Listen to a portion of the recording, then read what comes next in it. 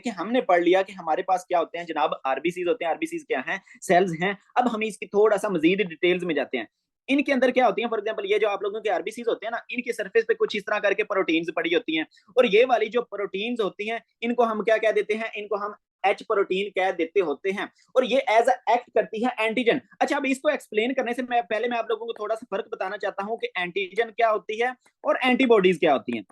देखिए, एंटीजन का आपने सिंपल याद रख लेना है कि कोई भी ऐसी चीज, कोई भी ऐसा मॉलिक्यूल जो कि क्या कर सकता है, आप लोगों के इम्यून सिस्टम को ट्रिगर कर सकता है और अपने खिलाफ एंटीबॉडीज बनवा सकता है, उसको हम क्या कह देते हैं? एंटीजन कह देते होते हैं। और एंटीबॉडी क्या होती है? ये आप लोगों का जो इम्यून सिस्टम होता है, मींस कि आपकी जो बॉडी है उसकी जो आर्मी होती है, उसके पास स्पेसिफिक टाइप ऑफ प्रोटीन्स होती हैं, जिनको हम क्या कहते हैं? एंटीबॉडीज कहते होते हैं। इनको आपकी आर्मी के वेपन भी कहते होते हैं। आपकी बॉडी क्या करती है कि इन एंटीबॉडीज को क्या काम है? इन्होंने जाके रिकॉग्नाइज करना होता है इन एंटीजेंस को और इनके ऊपर लग जाना होता है। फॉर एग्जांपल ये आप लोगों की एंटीबॉडी है, ये क्या करेंगी? इस तरह एंटीजेंस को बाइंड कर लेंगी और इस तरह मार्क कर देंगी कि आपके इम्यून सिस्टम को बता देंगी कि देखो ये वाली जो एंटीजेंस हैं, इनको मैंने पकड़ लिया है। तो देन क्या करेगा आपका इम्यून सिस्टम? आपके पास क्या होंगे जनाब? मैक्रोफेजेस होंगे। तो वो इसको खा लेंगे, खत्म कर देंगे। तो इस तरह करके ये आप लोगों का बॉडी का नॉर्मल मैकेनिज्म होता है कि अगर कोई भी फॉरेन पार्टिकल आया है, कोई भी एंटीजन आई है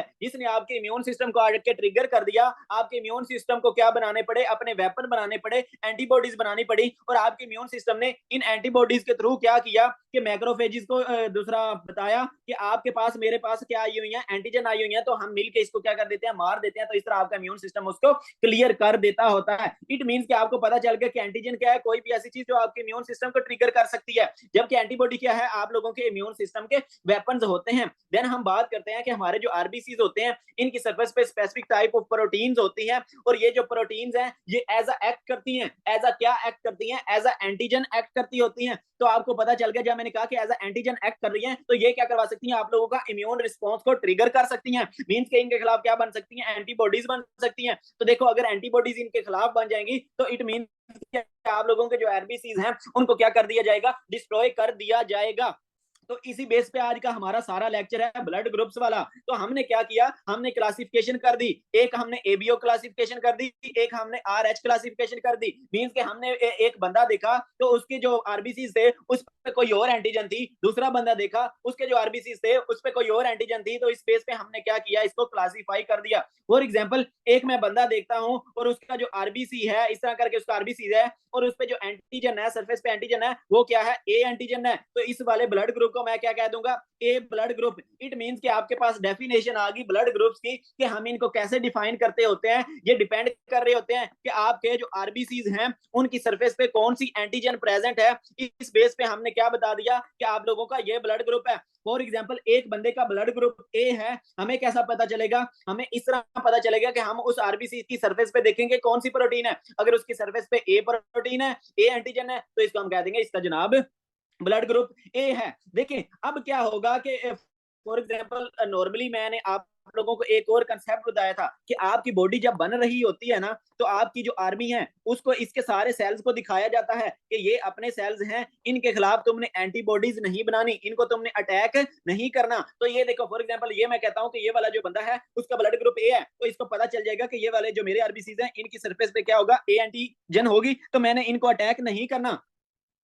लेकिन अगर क्या होता है कि इस बंदे को आप बी ब्लड ग्रुप वाला लगा देते हो खून, तो आप बी जो ब्लड ग्रुप वाला होगा उसके ऊपर सरफेस पे एंटीजन कौन सी होगी? बी वाली एंटीजन होगी। ठीक है, तो आपको मैंने बताया कि ये जो एंटीजन है ये क्या करती है? जब भी ब्लड में आएंगी तो ये क्या करवा देंगी? इम्यून रिस्पॉन्स ट्रिगर करवा देंगी। तो आपका इम्यून सिस्टम क्या करेगा? इसके खिलाफ आप एंटीबॉडीज बना देगा। जब इसके खिलाफ एंटीबॉडीज बनाएगा तो इट मींस के इसको क्या कर देगा? डिस्ट्रॉय कर देगा। तो इसी वजह से आपने जो ए वाले बंदा है उसको बी का खून नहीं लगाना, बी वाले को ए का खून नहीं लगाना, क्योंकि क्या हो जाएगा? आपका इम्यून रिस्पॉन्स हो जाएगा। तो आपने जो भी ब्लड उस बंदे को लगाया हुआ होगा उसके खिलाफ एंटीबॉडीज बनेगी, वो उसको डिस्ट्रॉय कर देंगी। जब वो उसको डिस्ट्रॉय कर देंगी तो इधर से सारा जो इसके अंदर हीमोग्लोबिन है वो क्या हो जाता होता है? रिलीज हो जाता है। तो उस बंदे के अंदर जब ब्लड के अंदर ये हीमोग्लोबिन का लेवल बहुत ज्यादा एलिवेट हो जाएगा, तो ये क्या होता है? आप लोगों का फ्री हीमोग्लोबिन, एक आपका हीमोग्लोबिन होता है जो कि इधर आरबीसी के अंदर बंद होता है, वो टॉक्सिक नहीं होता। लेकिन आप लोगों का जो फ्री हीमोग्लोबिन है जो कि आरबीसी के टूटने की वजह से बन गया, वो कहां पे जाएगा? वो उस बंदे की किडनीज के अंदर जाएगा। तो उसकी किडनीज को क्या कर देगा जनाब? डैमेज कर देगा। और किडनीज के लिए टॉक्सिक होता है और इवन के किडनी फेलियर भी करवा सकता है। और यही हीमोग्लोबिन जो है वो आपका इम्यून रिस्पॉन्स हुआ पड़ा है, तो ये बहुत ज्यादा इन्फ्लेमेशन करवा देगा, आपका बहुत ज्यादा इन्फ्लेमेटरी रिएक्शन काज करवा देगा, जिसकी वजह से क्या हो जाएगी, आप लोगों की ब्लड वेसल्स बहुत ज्यादा एलिवेट हो जाएंगी और क्या होगा कि इधर से बहुत ज्यादा फ्लूइड बाहर निकल जाएगा। तो अब बताओ कि आप लोगों की ब्लड वेसल्स बहुत ज्यादा डायलेट कर गई हैं, एक पाइप को मैं बहुत ज्यादा खुला कर दूं तो उसके अंदर क्या हो जाएगा, बीपी कम हो जाएगा, ब्लड प्रेशर कम हो जाएगा। तो इस बंदे का जिसको आपने क्या कराया है, गलत खून लगा दिया है, एक तो उसकी किडनीज फेल हो सकती हैं, दूसरी बात यह है कि ये जो इन्फ्लेमेटरी रिएक्शन हुआ पड़ा है इसकी वजह से क्या होगा कि उसका बीपी बहुत ज्यादा कम हो जाएगा। इट मींस कि वो बंदा क्या जा सकता है, शॉक की कंडीशन में जा सकता है। सडन ड्रॉप शॉक हम किसको कहते होते हैं, सडन ड्रॉप इन बीपी, जिसकी वजह से क्या हो कि आपके ऑर्गन्स को प्रॉपर ब्लड सप्लाई ना मिल रही हो तो उसको क्या है कि वो शॉक के अंदर जा सकता है। ये सारी प्रॉब्लम काज क्यों हुई, क्योंकि एक बंदा था जो ए ब्लड ग्रुप वाला था, उसको आपने बी ब्लड ग्रुप का ब्लड लगा दिया, इसमें क्या थी, बी वाली एंटीजेंस थी। तो आपकी बॉडी क्या करती है कि एंटीजेंस के खिलाफ क्या बना देती होती है, जो फॉरेन एंटीजेंस होती है उनके खिलाफ एंटीबॉडीज बना देती होती है, जो कि उसको क्या कर देती होती है, डिस्ट्रॉय कर देती होती है। तो आई होप अब आप लोगों को समझ लग गई होगी कि हमने ए वाले को बी वाला या बी वाले को ए वाला ब्लड ग्रुप क्यों नहीं लगाना, क्योंकि उसकी किडनीज डैमेज हो सकती है, उसको सीवियर हाइपोटेंशन हो सकती है। देन खैर आगे बात करते हैं, अब हम थोड़ा सा जनरल ओवरव्यू की तरफ चलते हैं कि हमने ये जो एबीओ ब्लड ग्रुप सिस्टम था इसको कैसे कैटेगरीज के अंदर डिवाइड कर दिया। देखिए हमने आरबीसीज देखे, अगर तो मुझे आरबीसीज की सरफेस पे ए एंटीजन मिल रही है तो उसको मैं क्या कह दूंगा, ब्लड ग्रुप ए कह दूंगा। अगर मैंने आरबीसीज देखे और उनकी जो सरफेस है उस पर मुझे बी एंटीजन मिल रही है तो उसको मैं ब्लड ग्रुप कौन सा कह दूंगा, बी ब्लड ग्रुप कह दूंगा। अगर मैंने ब्लड दूसरा आरबीसीज देखे और उनकी सरफेस पे मुझे दोनों एंटीजन मिल रही है, लाइक ए भी मिल रही है बी भी मिल रही है, तो उसको मैं क्या कह दूंगा, ब्लड ग्रुप ए बी कह दूंगा। अगर फॉर एग्जांपल मैंने आरबीसीज देखे और मुझे उनकी सरफेस पे कोई एंटीजन नहीं मिल रही, ना ए मिल रही है ना बी मिल रही है, तो उसको मैं क्या कह दूंगा, उसको हम सिंपली ओ कह देते होते हैं कि आपका जनाब जो ब्लड ग्रुप है वो ओ है। देखें इधर तक बात थी इजी। अब क्या है, मैंने आप लोगों को बताया कि ये वाला जो बंदा था ए वाला, इसके अंदर कौन सी एंटीजन नहीं है, बी वाली एंटीजन नहीं है। इट मींस कि इसकी जो अपनी एंटीजन है वो कौन सी है, ए वाली है। ठीक है, तो अब बताओ कि ए के खिलाफ कोई एंटीबॉडीज बनेगी, नहीं बनेगी, क्योंकि इसको पता होगा, इसके जो ब्लड की एंटीबॉडीज है उनको पता होगा कि ए जो है वो मेरा अपना बंदा है, लेकिन उसके ब्लड के अंदर जो है एंटीबॉडीज बन जाएंगी, किसके खिलाफ बन जाएंगी, बी एंटीजन के खिलाफ बन जाएंगी। ठीक है, तो अब आपको इस बंदे के अंदर कौन सी एंटीबॉडीज मिल जाएंगी, एंटी बी एंटीबॉडीज मिल जाती होती हैं। ठीक हो गया जी, तो इसके अंदर आपको एंटी बी एंटीबॉडीज मिल जाती हैं। देन आगे के जो बी ब्लड ग्रुप वाला बंदा है, देखिए बी ब्लड ग्रुप वाले बंदे को क्या पता चलेगा, इसके इम्यून सिस्टम को क्या पता चलेगा कि बी वाले जो लोग हैं वो मेरे अपने हैं, तो इसके खिलाफ कोई एंटीबॉडी नहीं बनेगी। लेकिन क्या है कि इसको ए वाले जो लोग हैं वो क्या लगेंगे, बेगाने लगेंगे, तो आपकी बॉडी क्या करेगी, उनके खिलाफ एंटीबॉडीज बना देगी, तो आपको क्या मिल जाएंगी, एंटी ए एंटीबॉडीज मिल जाती होती हैं, क्योंकि ए एंटीजन इनकी अपनी नहीं है।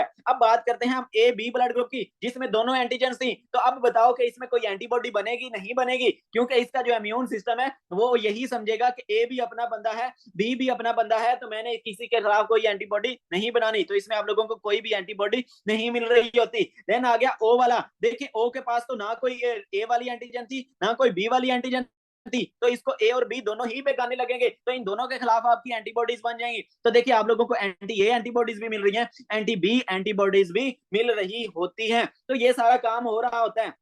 अच्छा, अब आप लोग सोच रहे होंगे कि हम ये सारी चीज पढ़ क्यों रहे हैं, क्योंकि हमने कंपैटिबिलिटी चेक करनी होती है कि हम कौन से बंदे को कौन सा ब्लड लगा सकते हैं। तो सबसे पहले हम शुरू करते हैं ए वाले से। ए के पास क्या था, एंटी बी एंटीबॉडीज थी और इसके पास एंटीजन कौन सी थी, ए वाली एंटीजन थी। देखिए अब फॉर एग्जांपल मैं क्या करता हूं, ए वाले बंदे को कौन सा ब्लड लगाता हूं, बी वाला ब्लड लगा देता हूं। अब क्या है कि इसके अंदर तो ऐसी एंटीबॉडीज हैं कि अगर ये बी वाले बंदे को देख लेंगी, बी एंटीजन को देख लेंगी, तो वो तो इसको मार देगी। इट मींस कि मुझे इसे बी वाला ब्लड नहीं लगाना चाहिए, तो मैं इसको कौन कौन सा ब्लड लगा सकता हूं, और ये किस किस को दे सकता है। तो उसने लिखा है compatible RBC types to receive, कि ये कहां कहां से ब्लड को रिसीव कर सकता है। एक तो जाहिर सी बात है अपने ही ब्लड ग्रुप से रिसीव कर सकता है, कि किसी बंदे का ब्लड ग्रुप है तो ये उसे रिसीव कर लेगा। दूसरा ये किससे रिसीव कर सकता है, अगर किसी बंदे का जनाब ब्लड ग्रुप ओ है तो ये उससे भी रिसीव कर सकता है, क्योंकि ये जो आप लोगों का ओ ब्लड ग्रुप वाला बंदा होता है उसके अंदर तो कोई भी एंटीजन नहीं होती। जब उसके अंदर कोई भी एंटीजन नहीं होती तो इसके खिलाफ कोई भी एंटीबॉडीज नहीं बनेगी इसके ब्लड के अंदर, तो सीन जो है वो सेफ रह जाएगा। देन आ गया कि फॉर एग्जांपल कौन सी टाइप्स हैं जिनको ये डोनेट कर सकता है, तो अब उसमें आ जाता है एक तो अपने ही ब्लड ग्रुप को डोनेट कर देगा, दूसरा किसको ये डोनेट कर सकता है, आप लोगों का ए और बी को डोनेट कर सकता होता है। अब ए और बी को डोनेट क्यों कर सकता होता है, क्योंकि आप लोगों का ए और बी है उसके अंदर कोई भी एंटीबॉडीज वगैरह नहीं होती। फॉर एग्जाम्पल एक बंदा है ए बी वाला, अब इसको मैं क्या करता हूं, ए वाला ब्लड लगा देता हूं, तो अब ए वाली एंटीजन आ भी जाए तो इसको तो इसकी जो बॉडी है वो क्या समझ रही है, ए भी अपना बंदा है बी भी अपना बंदा है, तो उसको कोई टेंशन नहीं होगी। ठीक है, तो इस वजह से आप लोग इजिली इस चीज को कर लोगे और कोई भी कोएगुलेशन कोई भी आगे रिएक्शन नहीं होगा। ये बताएं इधर तक आप लोगों को समझ लगी है कि कौन सा लगा सकते हैं, कैसे लगा सकते हैं, फिर मैं अगले ये वाले सारे प्रोसीड करूंगा।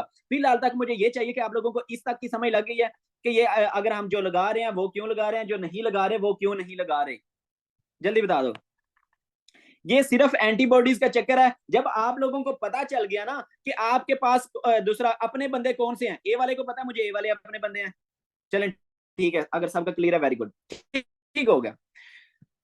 चलें आगे चलते हैं, आगे आगे हम बी की बात करते हैं। बी वाले ब्लड ग्रुप को पता है कि जनाब बी वाली मेरी अपनी एंटीजन है और कोई भी आएगी तो उसकी मैं मां बहन एक कर दूंगी। ठीक हो गया, तो अब बताओ कि फॉर एग्जांपल बी वाले को मैं कौन सा लगा दूंगा, बी वाला लगा दूंगा। देन और कौन सा लगा दूंगा, ओ वाला लगा दूंगा। ओ वाला क्यों लगा दूंगा, ओ के अंदर तो कोई एंटीजन ही नहीं होती, तो सिंपली आप क्या कर सकते हो, लगा सकते हो, इसी वजह से तो हम इसको यूनिवर्सल डोनर कहते होते हैं। देन आगे के ये डोनेट किसको कर सकता है, एक तो बी वाले को अपने को कर सकता है, दूसरा किसको कर सकता है, ए बी को डोनेट कर सकता है, क्योंकि इसके अंदर तो जनाब कोई एंटीबॉडीज नहीं होती, वेरी सिंपल सीन। देन आ गया आप लोगों का ए बी, जिसको हम क्या कहते हैं, यूनिवर्सल रिसीवर, तो ये हर किसी से रिसीव कर सकता है। और जब डोनेट करने की बात आती है तो ये सिर्फ अपने ही बंदों को डोनेट कर सकता होता है, क्योंकि अगर क्या करोगे आप किसी और को डोनेट करोगे, for example A B blood group मैं इधर लगा देता हूं, ए वाले को बंदे को लगा देता हूं, तो इसमें ए तो अपनी एंटीजन समझ रहेगा, लेकिन अगर बी वाली एंटीजन है इसके खिलाफ एंटीबॉडीज बन जाएंगी, रिएक्शन हो जाएगा। अगर मैं ए बी वाले को लगा देता हूं ए बी, तो इसमें क्या होगा, वो बी तो अपनी एंटीजन समझेगा लेकिन ए के खिलाफ तो एंटीबॉडीज बनाएगा ना, तो मसला हो जाएगा। तो इस वजह से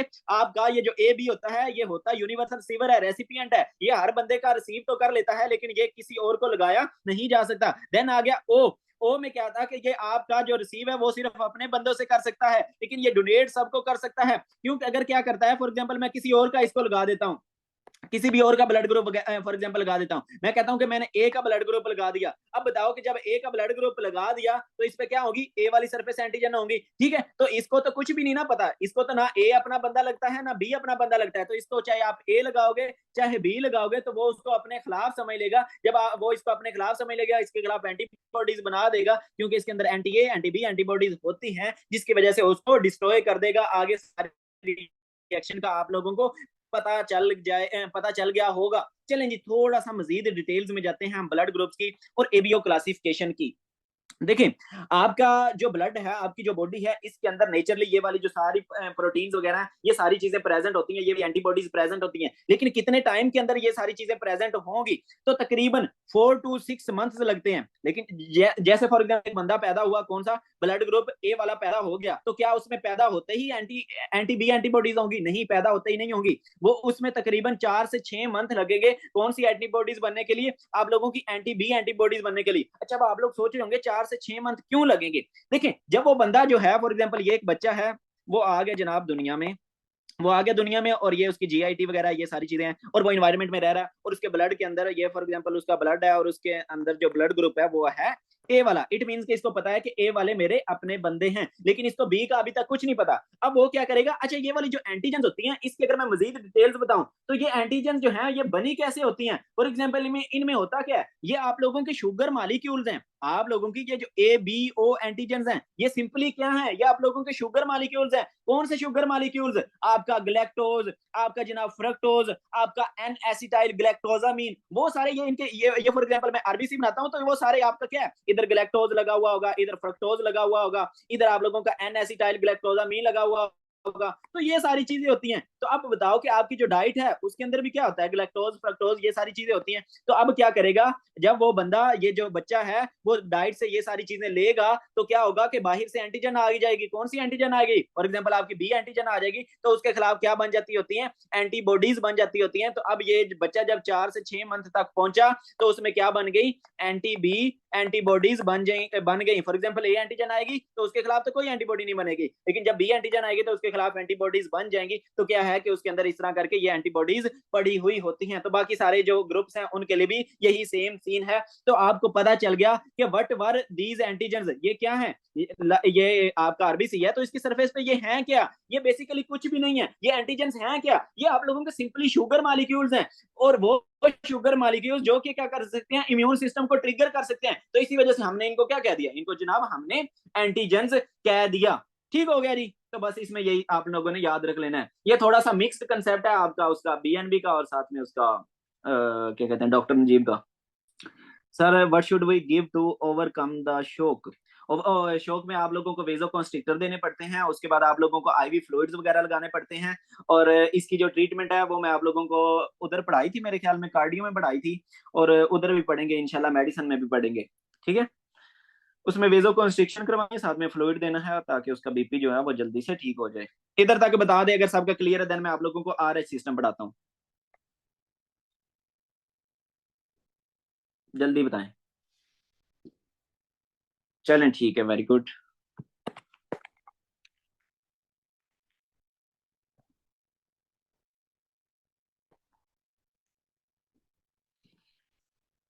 बस हमारा ये आर आई सिस्टम है, एंड देन हमने ये वाले हिमोलिटिक, अगर हिम्मत बची तो हिमोलिटिक करेंगे, नहीं तो आज बस आर आई सिस्टम तक करेंगे, क्योंकि शुरू शुरू है, मुझे पता है आप लोग थकोगे, थोड़ा सा मुश्किल लगेगा।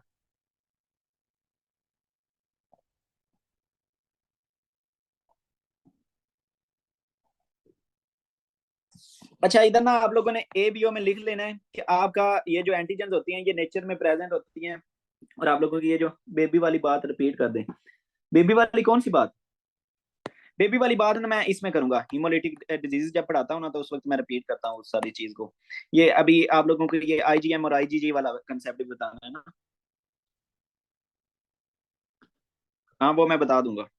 वो सिंपली याद याद रख लो ना कि इसमें आप लोगों के पास एंटीबॉडीज प्रेजेंट होती हैं, बस बाकी छोड़ो। बाकी आप लोगों के काम की बात ही नहीं है, क्योंकि बस इधर बेसिक्स वाले कंसेप्ट आप लोगों ने याद रखने हैं, इधर से कोई स्पेसिफिक एमसीक्यू तो आया नहीं होगा। ठीक है, चलें जी, आगे बात करते हैं। आगे आ गया हमारा आर एच क्लासिफिकेशन। देखें ये तो हमने पढ़ लिया कि बंदे का ब्लड ग्रुप ए है, बी है, ए बी है या ओ है, लेकिन हम कहते हैं कि जनाब ए पॉजिटिव, बी पॉजिटिव, ए नेगेटिव, फलाना नेगेटिव, मतलब ये सारी चीजें कह रहे होते हैं। तो ये किसकी प्रेजेंट पे बेस पे हम कह रहे होते हैं। देखिए एक बताया मैंने आप लोगों की, ये जो आरबीसी थी इनकी सरफेस पे कुछ specific type of sugar molecules थे, जिसकी बेस पे हमने क्या किया, आरबीसी की क्लासिफिकेशन कर दी, ब्लड ग्रुप की क्लासिफिकेशन कर दी, जिसको हम एबीओ क्लासिफिकेशन कह रहे हैं। ये कहां पे थे, सरफेस पे। लेकिन क्या होता है कि इनके अंदर कुछ और स्पेसिफिक टाइप ऑफ प्रोटीन्स होती हैं, जिनको हम क्या कहते हैं, ट्रांस मेम्ब्रेन प्रोटीन्स कहते होते हैं। और अगर मैं इधर स्पेसिफिक पढ़ाऊं तो ये वाली जो प्रोटीन है इसको हम क्या कह देते हैं, डी एंटीजन कह देते होते हैं। एंटीजन के नेम से ही आप लोगों को पता चल गया, इट मींस कि ये क्या करवा सकती है, आप लोगों का जो इम्यून रिस्पॉन्स है उसको ट्रिगर करवा सकती होती है। तो अब देखो, जिस बंदे के अंदर डी एंटीजन होगी उसको मैं क्या कह दूंगा, आर एच पॉजिटिव कह दूंगा। जिस बंदे के आरबीसी के अंदर डी एंटीजन नहीं होगी उसको मैं क्या कह दूंगा, सिंपली आर एच नेगेटिव कह दूंगा। तो ये बिल्कुल इसका सिंपल सा फंडा होता है। For example are H positive बंदा है, इसमें क्या होगी, आप लोगों की एंटीजन क्या होगी, आर एच मतलब आर एच डी होगी, ये वाली एंटीजन होगी, और इसमें कोई एंटीबॉडीज बनेगी नहीं। एंटीबॉडीज क्यों बननी है, कोई भी आपको एंटीबॉडीज नहीं मिलेंगी, क्योंकि इसकी अपनी एंटीजन है ना, तो उसके खिलाफ एंटीबॉडीज क्यों बनाएगा, तो आपको कोई भी एंटीबॉडीज नहीं मिलेगी। देन आगे आर एच नेगेटिव, तो देखिए इसकी कोई आप लोगों को प्रोटीन मिल रही है, कुछ इस तरह की एंटीजन मिल रही है, इट मीन इसके अंदर डी एंटीजन नहीं होगी, तो इसको मैंने क्या कह दिया, आर आई नेगेटिव कह दिया। अब बताओ कि इसके अंदर एंटीबॉडीज बनेगी, जी एंटीबॉडीज बनेगी। कौन सी एंटीबॉडीज बनेगी, एंटी डी एंटीबॉडीज बनती होती हैं। मींस के ये वाली जो प्रोटीन है ये इसकी अपनी नहीं है। फॉर एग्जांपल ये मैं कहता हूं कि एक बंदा है, और ये कंसेप्ट आप लोगों का बड़ा समझने वाला है। ये एक बंदा है और इसका जो ब्लड है वो है आपका फॉर एग्जांपल ए नेगेटिव कह देता हूं। इट मींस के ये जो आरबीसी है इसकी सरफेस पे कौन सी एंटीजन होगी, ए वाली एंटीजन होगी, और इधर कोई भी डी एंटीजन नहीं होगी। अब क्या है कि मैं इसको इस बंदे को कौन सा ब्लड लगा देता हूं, ए पॉजिटिव वाला लगा देता हूं। इट मींस के इधर ब्लड जो आ जाएगा उसकी सरफेस पे भी ए एंटीजन होगी, वो कोई मसला नहीं है, लेकिन इसके अंदर ये जो डी एंटीजन प्रेजेंट होगी। अब क्या होगा कि ये वाली जो डी एंटीजन है, एंटीजन के नेम से ही जाहिर होगा कि ये क्या करवा सकती है, इम्यून रिस्पॉन्स करवा सकती है। तो अब क्या करेगा, आपका जो इम्यून सिस्टम है वो एक्टिवेट हो जाएगा, और वो क्या बनाना शुरू हो जाएगा, एंटीबॉडीज। वो किसके खिलाफ, ये वाली जो एंटीजन है, कौन सी एंटीजन है, डी एंटीजन है, तो इसके खिलाफ आपका जो इम्यून सिस्टम है वो क्या करना शुरू हो जाएगा, वो एंटीबॉडीज बनाना शुरू हो जाएगा। तो एंटीबॉडीज बनी किसके खिलाफ है, डी एंटीजन के खिलाफ बनी है, तो इनको हम क्या कह देते हैं, एंटी डी एंटीबॉडीज कह देते होते हैं। अच्छा, अब इधर बड़ा इंपॉर्टेंट कंसेप्ट है, ये वाली जो आप लोगों की एबीओ क्लासिफिकेशन के अंदर जो एंटीबॉडीज थी वो उस बच्चे के अंदर प्रेजेंट होंगी, ठीक है। 4 to 6 मंथ के बाद उसकी पूरी लाइफ के अंदर उसके अंदर ये वाली जो एंटीबॉडीज हैं ये प्रेजेंट होंगी, क्योंकि ये नेचर में प्रेजेंट थी एंटीजन, वो आई तो आपकी बॉडी ने रिस्पॉन्स किया और क्या बना देंगी जनाब, एंटीबॉडीज बना दी, ठीक है। वो उसके अंदर नेचुरली प्रेजेंट होंगी। लेकिन क्या है कि एक बच्चा है और वो क्या है, आपका आर एच नेगेटिव है, तो क्या उसके अंदर एंटी डी एंटीबॉडीज होंगी, नहीं, बिल्कुल भी नहीं होगी। वो कब तक नहीं होगी, वो जब तक उसको आप ए पॉजिटिव वाला कोई भी आप पॉजिटिव वाला ब्लड नहीं लगाते, तब तक उसकी बॉडी को तो बॉडी एक्सपोज ही नहीं हुई डी एंटीजन के खिलाफ, तो क्या उसकी एंटीबॉडीज बनाएगी, नहीं एंटीबॉडीज बनाएगी। देखो इधर जो एंटीबॉडीज बनी है, क्योंकि आपकी जो बॉडी है वो एक्सपोज हुई है, वो डाइट के थ्रू एक्सपोज हुई है, वो जनाब चाहे इन्वायरमेंट के थ्रू एक्सपोज हुई है, उनके अंदर क्या गई है, बी एंटीजन गई है या ए एंटीजन गई है, तो इसके खिलाफ एंटीबॉडीज बनी है। वो डाइट में या एनवायरनमेंट में ये एंटीजन प्रेजेंट होती हैं, तो इसी वजह से हम इनको नेचुरली अकरिंग एंटीजन कहते होते हैं। तो इस वजह से उसके ब्लड के अंदर आप लोगों को शुरू से ही ये वाली एंटीबॉडीज मिल जाती होती हैं। लेकिन क्या है कि आप लोगों का ये जो आर एच क्लासिफिकेशन होती है, इसकी जो एंटीजन है जिसको हम डी एंटीजन कहते होते हैं, ये आपकी नेचर में प्रेजेंट नहीं है, ना डाइट में है ना इन्वायरमेंट में है। ये कहाँ प्रेजेंट है, उसके आरबीसीज में प्रेजेंट है, आरबीसीज में भी कहाँ पे, उसकी मेम्ब्रेन में प्रेजेंट है। और ये क्या है कि ये सिर्फ इसके खिलाफ उस वक्त ही एंटीबॉडीज बनेगी जब क्या होगा कि उसका ब्लड जो है वो एक्सपोज होगा, किसके खिलाफ एक्सपोज होगा, एक ऐसे बंदे के खिलाफ जिसमें क्या होगी, आप लोगों की ये वाली एंटीजन होगी। तो वो यही आप लोगों ने ये इधर लिख लेना है, ये जहां पे एंटी डी लिखा हुआ है ना, इधर इसने जान छुड़वाने वाली बात की है कि ये डज नॉट अकर नेचरली, ठीक है। ये आप लोगों की नेचरली उसके अंदर प्रेजेंट नहीं होगी उस बंदे के अंदर। ये कब आएगी, ये ओनली उस वक्त प्रोड्यूस होगी अगर वो जो पर्सन है वो एक्सपोज होगा, किसको एक्सपोज होगा, डी पॉजिटिव वाले आरबीसीज को एक्सपोज होगा, तो फिर ही ये जो आप लोगों के उसके अंदर आप लोगों को एंटीबॉडी मिल जाएगी। अब देखो वो डी पॉजिटिव को कब एक्सपोज हो सकता है, जाहिर सी बात है, आपने कोई ऐसी ट्रांसफ्यूजन कर दी, आपने उसको पॉजिटिव वाला ब्लड लगा दिया, तो उसमें क्या है कि वो एक्सपोज हो जाएगा और इसमें आप लोगों को वो एंटीजन एंटीबॉडीज मिल जाएंगी। तो ये काम हो रहा होता है। और कब एक्सपोज होगा, ये मदर से डिलीवरी के दौरान भी एक्सपोज हो जाता होता है। वो मैं आप लोगों को ये वाला जो हीमोलिटिक वाला टॉपिक है ना, ये कल पढ़ाऊंगा, क्योंकि मैं भी थक चुका हूँ, तो उस वक्त मैं आप लोगों को पढ़ा दूंगा। तो आपको पता चल गया जब ये डी एंटीजन के खिलाफ एक्सपोज होंगे और इनके खिलाफ क्या बन जाएंगी, एंटीबॉडीज बन जाएंगी। चलें जी, अब हम बात करते हैं कि आर एच क्लासिफिकेशन, किसको पॉजिटिव वाला ब्लड लगा सकते हैं, किसको नेगेटिव वाला। एक तो अपने बंदों वाला, जाहिर सी बात है, अपने बंदों वाला R H positive, R H positive, R I negative, R I negative. Then आगे कि कौन सा ब्लड, फॉर एग्जाम्पल नेगेटिव वाला किसको लगा सकते हैं और किसको नहीं लगा सकते। तो ये जो है आप लोगों का आर एच पॉजिटिव वाला बंदा ये रिसीव कर सकता है ब्लड, किसे रिसीव कर सकता है, आर एच नेगेटिव वाले बंदे से। क्यों, अब देखिए आर आई नेगेटिव वाला बंदा है, उसका मैं आरबीसी देखूं तो इधर मुझे डी एंटीजन मिलेगी, नहीं मिलेगी। अब देखो जब इधर एंटीजन ही नहीं है, मैं इसको क्या करता हूं, दूसरे बंदे को लगा देता हूं, इधर कोई एंटीजन ही नहीं है, तो आपका इम्यून सिस्टम पागल है किसी के खिलाफ एंटीबॉडी बनाए, तो कोई भी मसला नहीं होगा। तो इस वजह से आप लोग आर एच पॉजिटिव वाले बंदे को आर एच नेगेटिव वाला ब्लड लगा सकते हो, लेकिन आर एच नेगेटिव वाले बंदे को आप आर एच पॉजिटिव वाला ब्लड नहीं लगा सकते। देखो ये आर आई नेगेटिव वाला बंदा है, इसने कोई एंटीजन ऐसी नहीं देखी हुई, ठीक है, लेकिन आप इसको कौन सा ब्लड लगा देते हो, आर एच पॉजिटिव वाला, तो उसमें क्या होगी, इस तरह करके ये वाली डी एंटीजन होगी। तो आप बताओ कि इसकी बॉडी जो है, इसको तो ये वाली एंटीजन क्या लगेगी, बाहर की लगेगी, तो इसके खिलाफ एंटीबॉडीज बनेगी कि नहीं बनेगी, जी बनेगी। तो क्या हो जाएगा, आपका वो सारा रिस्पॉन्स हो जाएगा, कोएगुलेशन हो जाएगी। तो इस वजह से आप आर एच नेगेटिव वाले बंदे को क्या है कि आर एच पॉजिटिव ब्लड नहीं लगा सकते। और बाकी ये जो रिसीव है वो कहां से कर सकता है, वो आप लोगों का जनाब, ये डोनेट किसको कर सकता है, वो आप लोगों का आर एच पॉजिटिव को डोनेट कर सकता है। So this was all about blood groups. और